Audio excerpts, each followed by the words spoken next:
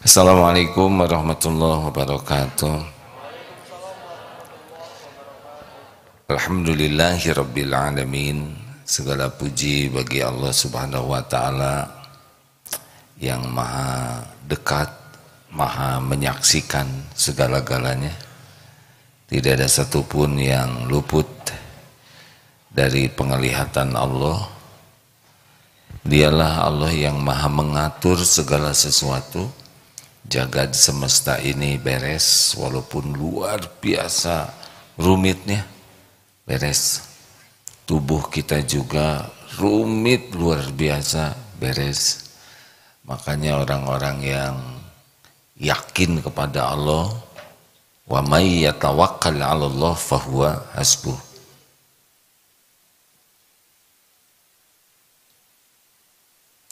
Orang yang yakin Allah yang akan mengurus dirinya, Allah akan urus. Allahumma salli wa sallim wa barik ala Muhammadin wa ala alihi wa ashabihi ajma'in.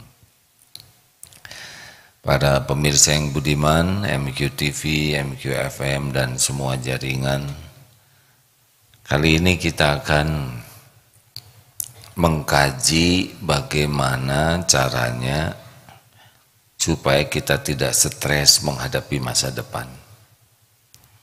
Banyak di antara kita yang risau dengan apa yang belum terjadi. Kita tahu bahwa waktu itu dibagi 3, yang lalu sudah selesai, yang akan datang belum terjadi, dan saat ini.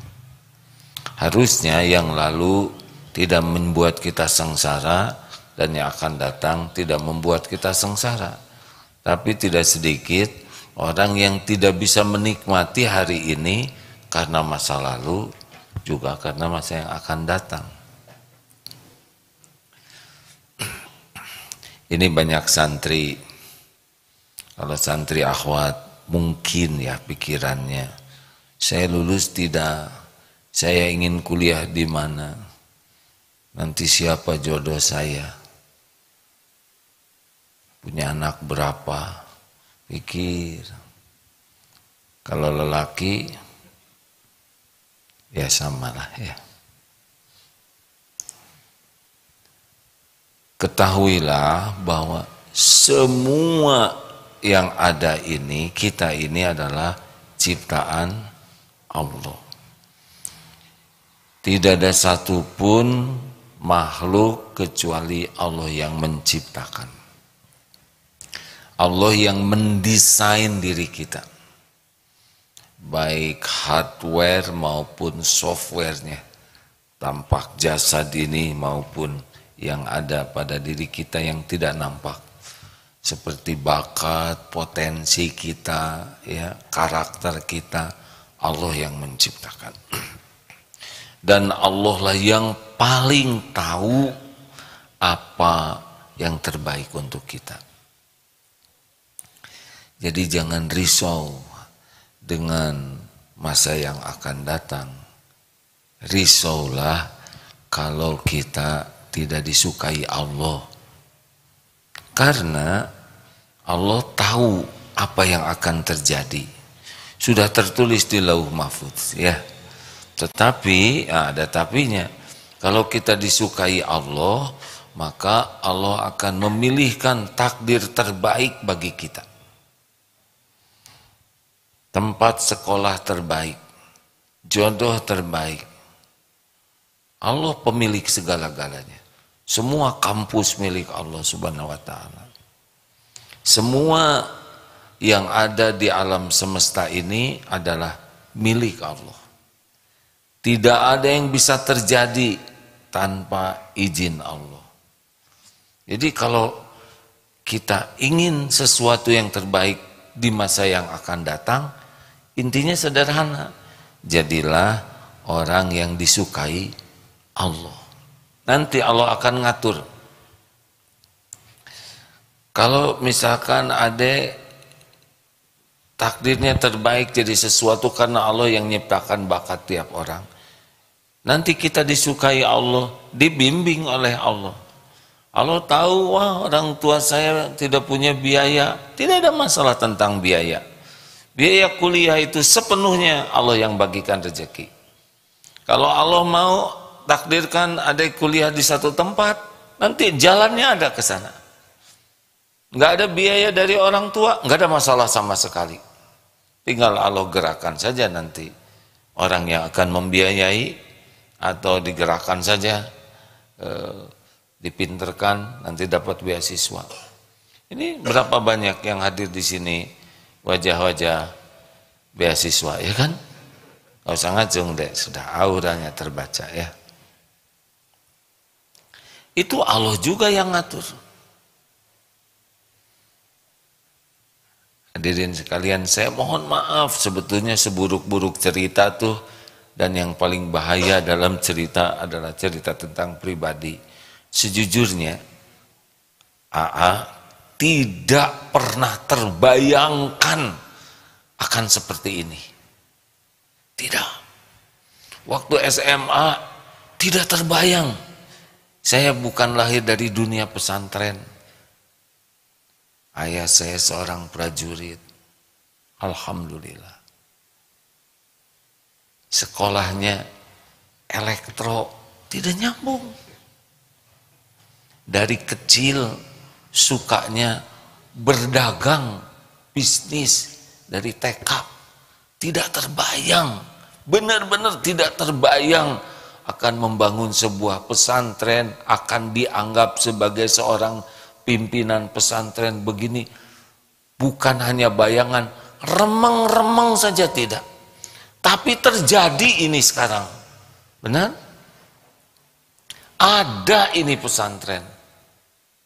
Ini saya barusan cari sorban supaya rada kelihatan. Ya. Tidak terbayangkan. Ada yang ngatur. Maaf ya, kawan-kawan, ini buka dapur.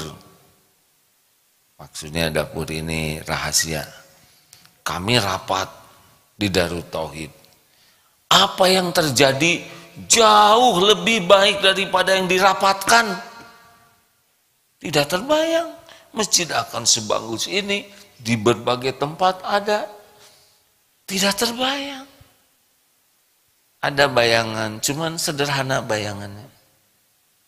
Ada yang ngatur. Maka sekarang lebih simpel. Kalau dulu segala ingin segala itu, sekarang bagaimana caranya supaya waktu yang ada sekarang ini kita disukai Allah, titik. Kenapa? Kita boleh mikirnya akan datang, boleh, tapi belum tentu ada. Kita belum tentu hidup. Berapa banyak santri yang wafat masih muda, benar? Dan yang akan wafat, kenapa jadi pada nunduk begini? Tidak tahu. Makanya boleh punya cita-cita, boleh. Tapi cita-cita harus membuat dekat dengan Allah. Karena Allah yang menggenggam diri kita, Allah yang menggenggam hari-hari yang akan datang, Allah yang menguasai segala-galanya. Aduh, gimana tentang jodoh? Jangan nanya sama saya. Sebab saya bukan penentu jodoh. Ke Allah, tapi saya ini kurang cakep. Jangan menghina Allah ya. Allah menciptakan kita tuh udah pas buat calonnya. Iya. Kalau yang punya jodoh yang cakep-cakep, siapa jodoh kita, ya kan? Allah yang mendesain wajah, Allah yang membulak-balik hati, Allah yang menanamkan cinta, Allah yang menakdirkan jodoh. Makanya ingat jodoh, ingat Allah. Ingat kuliah, ingat Allah. Bisa enggak saya ingin kuliah kedokteran di ITB? Ya.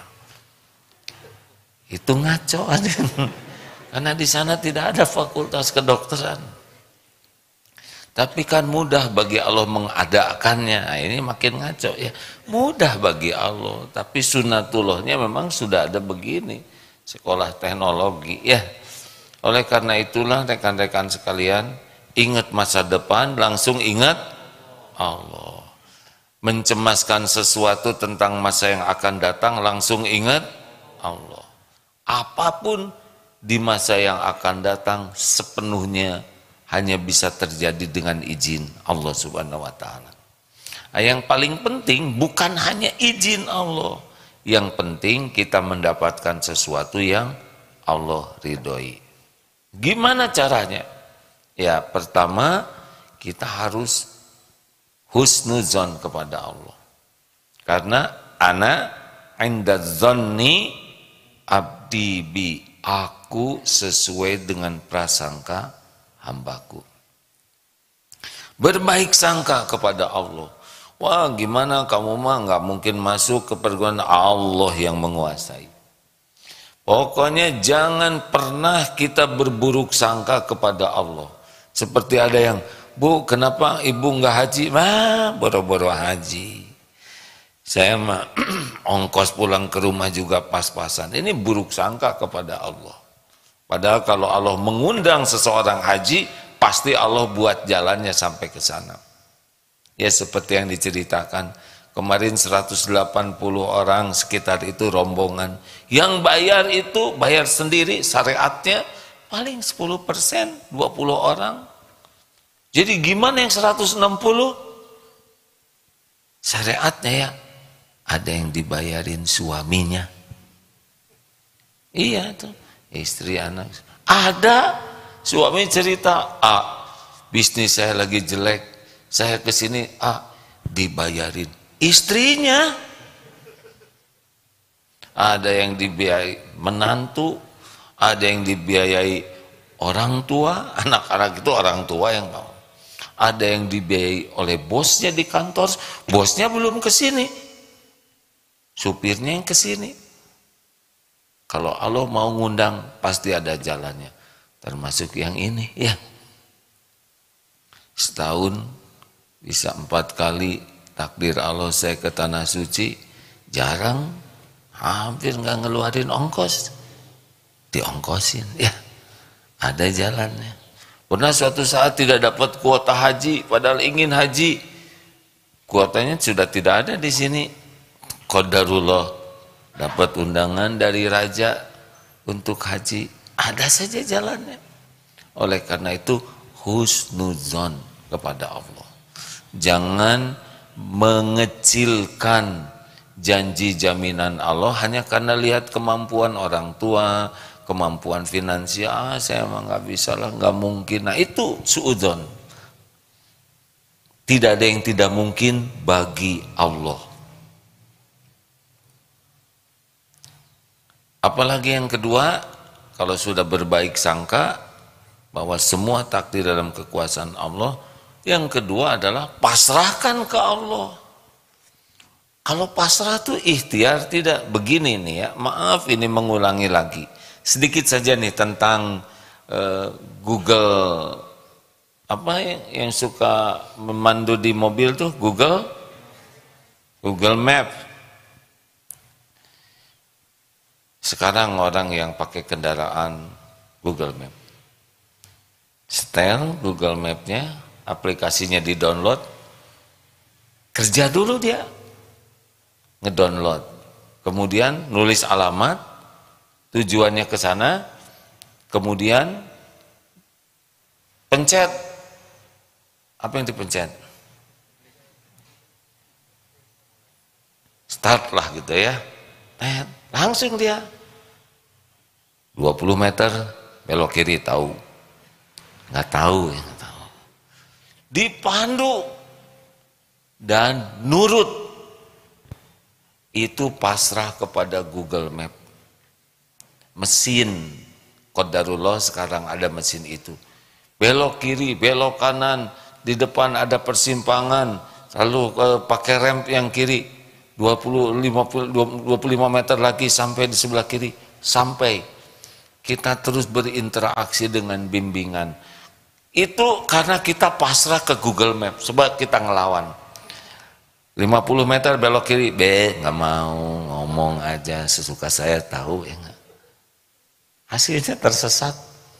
Walaupun Google Map tidak akurat ya, Karena saya pernah ceramah, sok lihat Google Map, nyasar hadirin ya.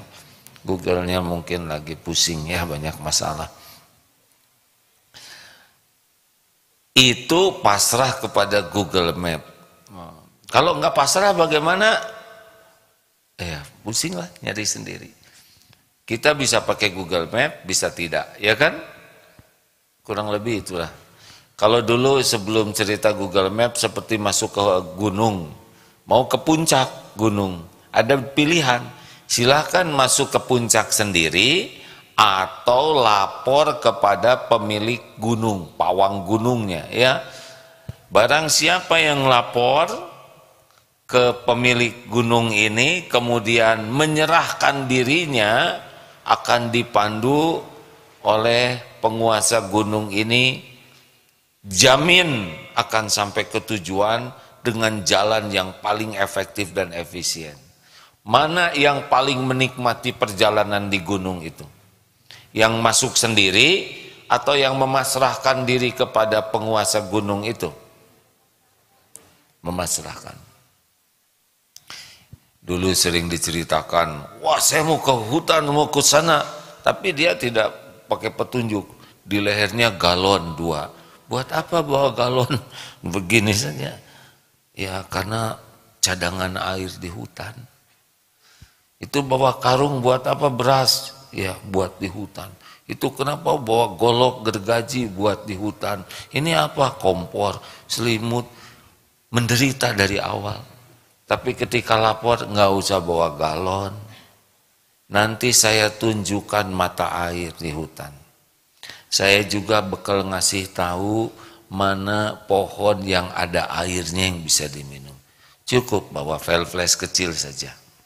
Ini apa kok bawa beras? Ya buat masak di hutan, nggak usah. Bawa sekarung gitu paling 10 meter udah tengkurap. Nanti cadangan makanan di hutan. Beres. Itu kenapa pakai baju besi? Ingat pakai ini, takut ini, ular dipatuk. Tenang, saya beritahu semua binatang-binatang berbahaya di hutan ini dan cara menghindarinya, cara mengatasinya. Enak kan? Ketika nanjak, Pak, kenapa ini nanjak terus, Pak? Shh, ini jalan terpendek untuk dapat nangka. Ini nangka di atas. Jadi nanjak, tapi kalau tahu ini bakal dapat makanan jadi happy. Betul? Ini kok jalannya licin begini? Ini mau ke mata air. Senang dia. Kurusuk-kurusuk. Wah, itu ada babi hutan. Tenang, tinggal belok. Set, beres. Karena babi hutan nggak bisa belok. Kalau ada yang ngasih tahu mah gampang hidupnya. Sama ujian juga kan, ulangan. Aduh, ini soal susah, kata guru. B. Langsung beres ya kan. Padahal aslinya A. Artinya ribet itu kalau tidak ada yang nuntun. Betul? Dengar nih ya, doa keluar rumah. Barang siapa yang keluar dari rumah dan berdoa Bismillah dengan nama Allah, tawakkaltu 'ala Allah, saya bertawakal kepada Allah, saya pasrahkan diri saya kepada Allah sepenuhnya. Bismillahi tawakkaltu 'ala Allah, la haula wala quwata illa billah. Sungguh saya tidak ada daya, tidak ada kekuatan kecuali dengan izin Allah, dari Allah. Apa? Kepada orang ini dikatakan seketika itu, hudita wa kufita wa wukina, ditunjuki, dicukupi, dilindungi. Tuh hadirin, hanya dengan doa itu. Tapi kan banyaknya orang keluar rumah lupa doa itu. Ada yang keluar rumah doa Bismillahirrahmanirrahim, enggak ingat doa itu apa artinya. Ada yang ingat artinya, belum yakin dengan janji jaminan Allah. Tapi kalau kita keluar dari rumah, bismillah, dengan namamu ya Allah, tawakkaltu 'alallah, saya bertawakal kepadamu, saya serahkan diri saya, urusan saya kepadamu. La haula, sungguh saya tidak punya kekuatan apa-apa, tidak punya daya, wala quwata, tidak punya kekuatan, saya tidak punya kemampuan apa-apa untuk meraih manfaat atau menolak mudarat. Saya tidak punya kemampuan untuk berbuat taat atau menjauhi maksiat illa billah, kecuali dengan pertolonganmu ya Allah. Allah tahu siapa hambanya yang doa, Allah tahu siapa hambanya yang doa dan mengerti apa yang dia ucapkan. Allah tahu hambanya yang berdoa dan yakin dengan janji jaminan Allah. Tingkatan ini sangat menentukan hasilnya. Nanti ditunjukin. Kalau harus ketemu ilmu, kita ketemu ilmu itu. Maaf ya, seperti sekarang nih, pagi ini, yang takdirnya harus dapat ilmu ini, dengar dia di sini sekarang atau di medsos. Tapi ada juga yang ke masjid, tapi kelihatannya nggak dapat ilmu, ya itu dia tuh yang nyender. Ada apa? Karena subhanallah, subhanallah, subhanallah. Langsung wirid ya. Kalau memang kita harus ketemu orang dan Allah menakdirkan sesuatu lewat orang itu, kita ketemu orang itu. Semua makhluk Allah yang menggenggam.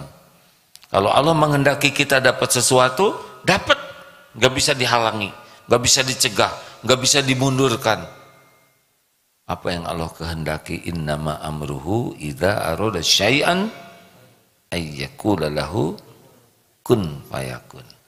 Makanya, nah jadi adik-adikku sekalian, para santri yang punya cita-cita, masalah terbesarnya adalah tidak bertawakal kepada Allah.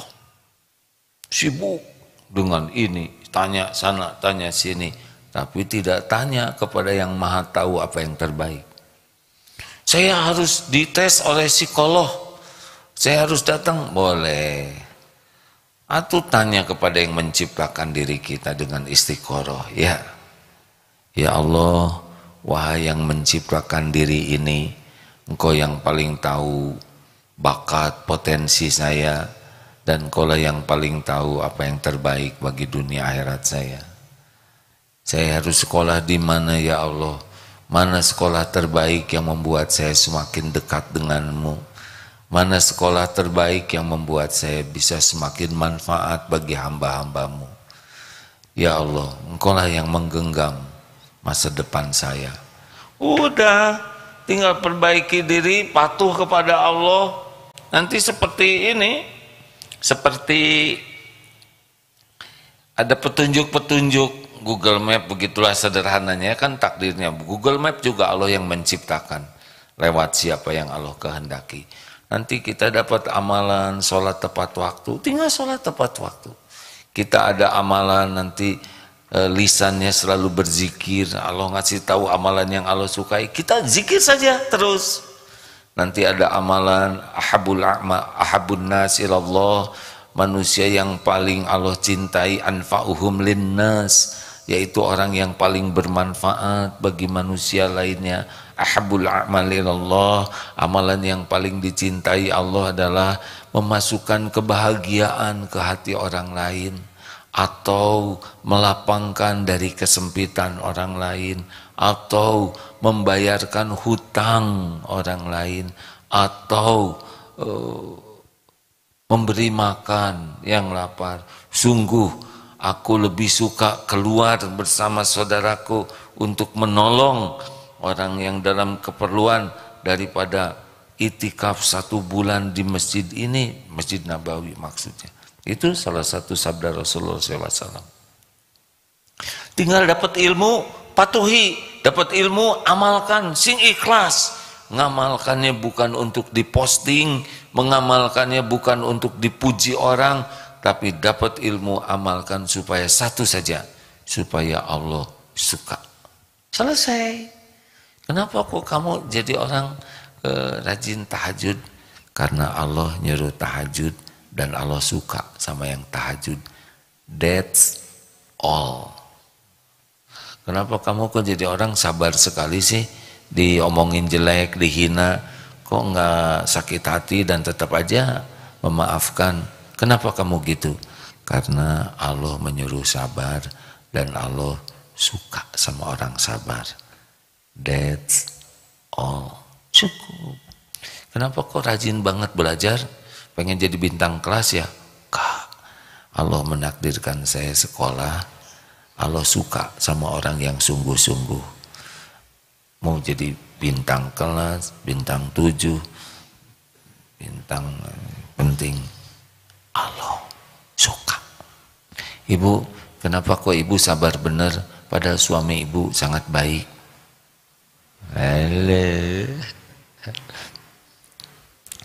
Ya karena Allah menyuruh jadi istri yang baik dan Allah suka, maka itulah yang saya lakukan. Jadi kita nggak kepikir karir, nggak kepikir rezeki, nggak kepikir pujian orang. Yang kita pikir satu aja, agar Allah suka. Selesai. Dan Allah tahu bahwa kita ingin disukai Allah. Allah tahu kita mengamalkan ilmu tujuannya supaya Allah suka. Coba, man soma Ramadana imanan wahtisaban gufirolahu ma taqaddama min dambi. Barang siapa yang saum di bulan Ramadan benar-benar penuh keyakinan ke Allah dan hanya mengharapkan pahala keriduan Allah, habis itu dosa-dosanya yang lalu tuh. Jadi saum yang betul-betul mencari keriduan Allah. Ini dia masalahnya, kita tuh terlalu jaim, ya. Halo, kita tuh terlalu ingin dinilai orang, dipuji, dihargai, dikagumi, dibalas budi. Mau apa? Sampai dower orang memuji kita, nggak ada apa-apanya. Tapi saya sakit hati dihina orang. Yang bahaya tuh bukan mulut orang, yang bahaya tuh mulut siapa? Oh nggak jawab sih hadirin. Yang bahaya mulut siapa? Mulut diri sendiri? Emang diri sendiri bukan orang? Itu kan mulut orang. Yang bahaya tuh bukan mulut orang lain, tapi mulut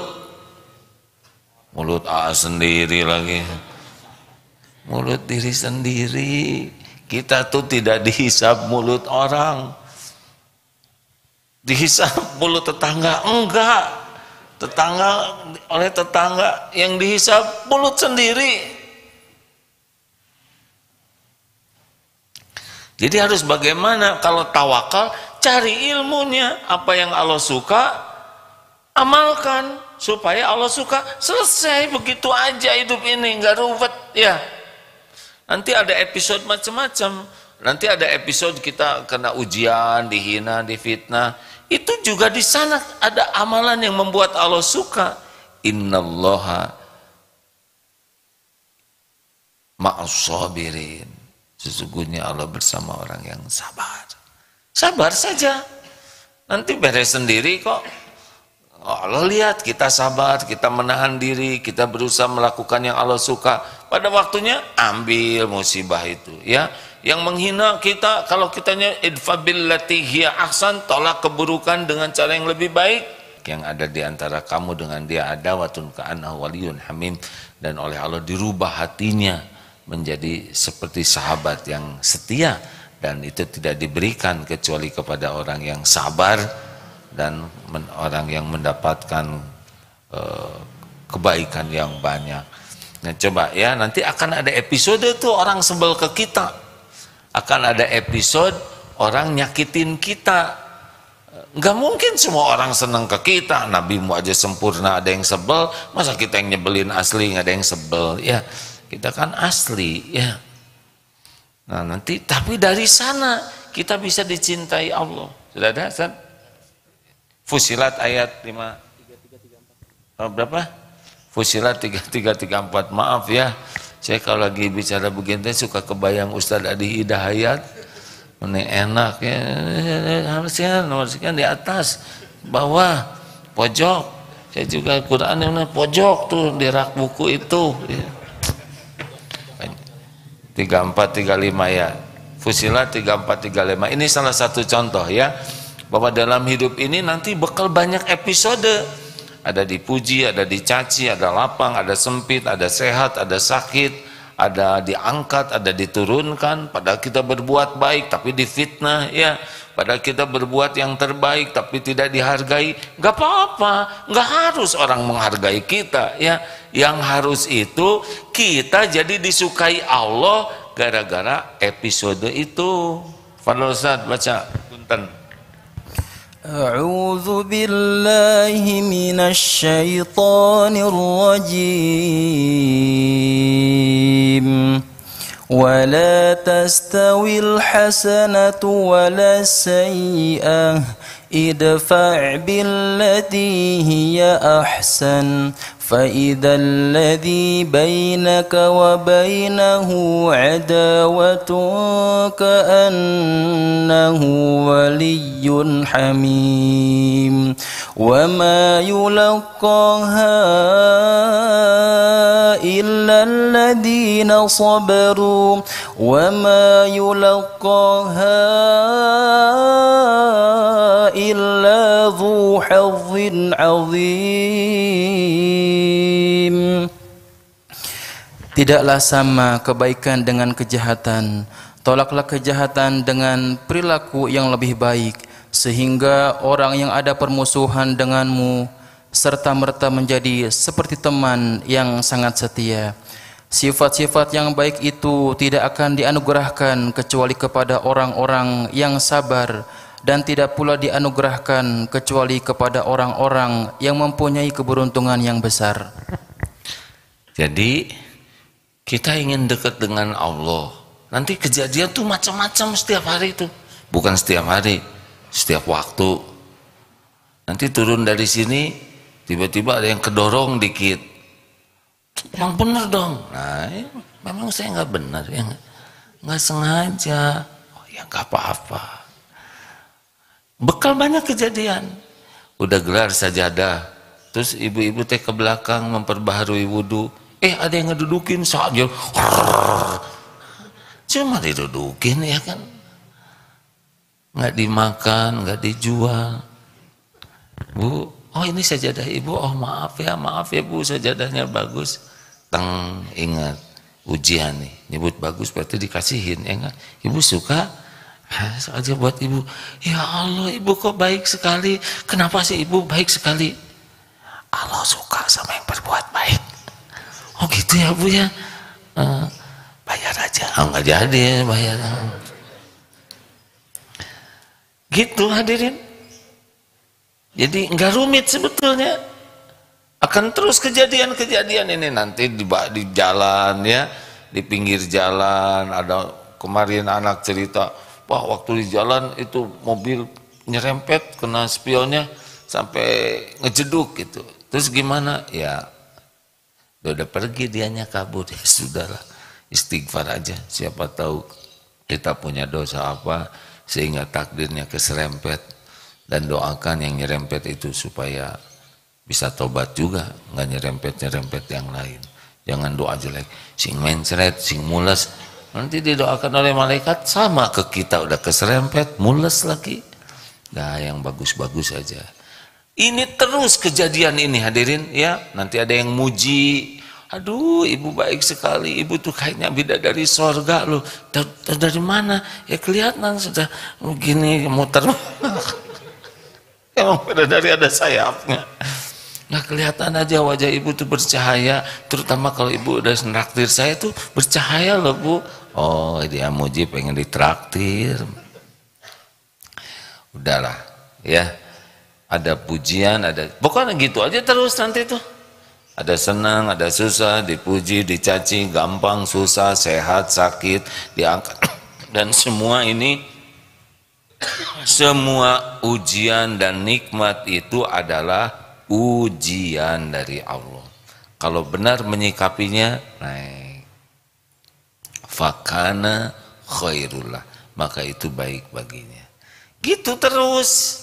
Jadi ngalir aja, nanti kita dapat yang terbaik. Kalau kita ingin diurus oleh Allah, nah nanti dapat pengajian ini, dapat ilmu, ini kan Allah yang ngatur. Nanti kita pegang, oh ini harus saya amalkan. Mungkin tidak seluruh isi pengajian ini bisa diamalkan sekaligus ya, tapi harus ada. Karena takdir dapat ilmu juga Allah yang ngatur. Nah kita mau ngamalkan tidak? Karena ada yang suka dengar, tapi nggak ada semangat mengamalkannya. Allah tahu ini, sama disuruh belok nggak belok ya kan? Ya nggak dapat lah. Nah begitulah kurang lebih hadirin. Ya kalau yang saya pahami hidup ini kalau tawakal ya begitu. Jadi kita akan semangat ikhtiar. Ihris ala ma yanfa'uk wasta'in billah. Tawakal itu rukunnya dua, ikhtiar dan doa. Jadi orang-orang yang tawakal itu cirinya adalah semangat sekali menyempurnakan ikhtiar dan semangat sekali berdoa. Ada pertanyaan silakan. Aduh semuanya bijaksana. Kenapa enggak bertanya? Karena saya tidak mau mempersulit AA gitu. Tidak boleh pagi-pagi mempersulit orang lain. Bagus, baiklah kalau gitu. Kita tidur lagi hadirin. Ada pertanyaan lainnya hadirin? Ada pertanyaan Pak Faruk? Ya, terkait hutang A. Kalau kita didolimi orang, dihianati orang-orang yang berhutang, bagaimana supaya dia mau membayar hutangnya? Tagih. Nah. Tagih, itu Bu, tagih Bu. Pertanyaan selanjutnya, harus ngomong apa saya? Begini ya, memang tingkatan hutang macam-macam, jenis utang juga macam-macam. Ada hutang, ada kita hutang karena bisnis, kerjasama. Ada orang berhutang dan orangnya udah tipis harapan mengembalikan lah ya. Jadi dia sulit sekali hidupnya tuh. Gimana kalau kita menghutangi orang yang kelihatannya bakal nggak bayar, udah siap-siap aja di hatinya ini nggak kembali, nggak apa-apa. Gimana caranya? Gini ya, tekniknya supaya kita lebih ringan. Satu, untung bukan saya yang bagian susah. Jadi kalau ada orang susah minta tolong ke kita, ini kan sama-sama hamba Allah. Dia hamba Allah, kita hamba Allah. Betul tidak? Kita harus bersyukur kita tidak dalam posisi kepepet. Untung kita yang bagian punya uangnya. Kalau Allah mau ngebalikin, seketika bisa berbalik itu. Kita yang jadi kepepet, berapa banyak yang asalnya punya dan jadi tidak punya sama sekali. Dan itu tidak sulit bagi Allah. Jadi, aduh, alhamdulillah saya bagian yang ngutangin, bukan bagian yang minta utang, mengajukan hutang. Yang kedua, kalau kita lihat orang yang berhutang ya, selain kita posisi, kita empati. Betapa susahnya orang yang punya hutang itu ya. Udah malu, udah ya kecenderungannya bohong kan kalau punya utang tuh. Nanti saya bayar ya. Sambil dia sendiri belum tahu bekal dari mana bayarnya. Biasanya kan gali lubang tutup lubang. Makanya kita empati, oh ya udah berat sekali ya. Dan nyata, tapi dia berulang-ulang. Ada orang yang memang episode hidupnya kepepet terus. Bukan tidak berusaha hadirin ya. Baru usaha jualan ini untungnya dikit kemakan lagi ya. Ada yang memang begitu, bukan tidak usaha ya, namanya juga ada fakir, ada miskin. Ada yang dia usaha tapi tidak pernah cukup. Lalu kalau kita nolong, bantu, ya kita bersyukurlah kepada Allah, kita dijadikan jalan. Makanya kalau suatu saat nggak kembali, ya udah nggak apa-apa, halalkan aja. Gitu. Jangan sampai kita mikirin uang yang dipinjam orang sampai lupa mensyukuri rezeki yang ada. Kan ada di sana 1 juta, di sana stres tiap malam tuh mikirin yang nggak ada. Yang ada tidak disyukuri. Ini pernah kejadian, ada cerita, ini nikahkan anaknya, terus si menantunya dikasih modal. Ini orang kaya nih, sampai di Singapura punya apartemen. Udah gitu anaknya tuh pisah dan modalnya tuh nggak dipulangin. Waduh, marah, dendam sekali. Sampai di opname di rumah sakit, mikirin modal yang nggak dikembaliin oleh menantunya. Padahal 2 miliar itu tidak ada apa-apanya dibanding dengan ratusan miliar. Tapi dia lebih sibuk mikirin yang nggak ada daripada nyukurin yang ada. Jangan sampai kita tersiksa oleh orang yang tidak mampu bayar utang. Dia mampu loh, tapi dia nggak bayar. Ya tagih. Kalau ditagih dia malah lebih galak daripada saya. Ya udah, doain aja supaya dia bisa bayar. Doain supaya dia kaya. Enak aja, udah ngutang didoain kaya. Ya udah tuh, doain apa terserah, dinasehatin ngelawan terus.